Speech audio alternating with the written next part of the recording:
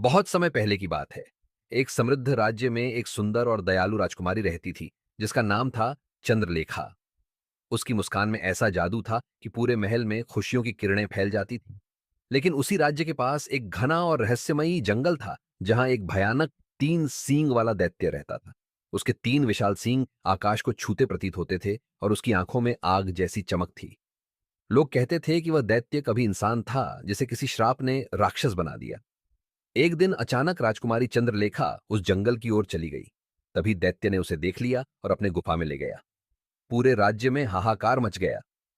राजा ने घोषणा की, जो भी मेरी बेटी को वापस लाएगा, उसे बड़ा इनाम मिलेगा।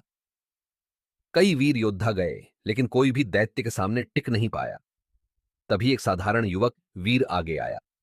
उसके पास न कोई बड़ी सेना थी, न ही कोई जादुई शक्ति, लेकिन उसके दिल में साहस और सच्चाई थी। वीर जंगल में पहुंचा।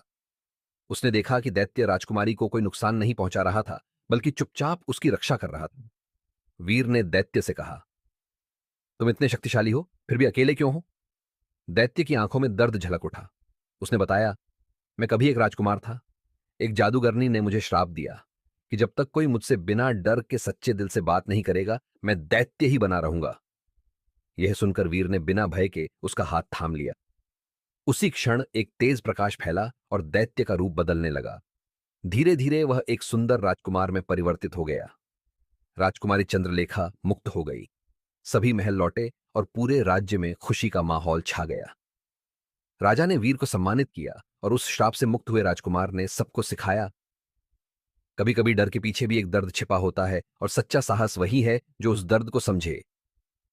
सीख, डर और रूप से नहीं, बल्कि दिल और सच्चाई से इंसान की पहचान होती है।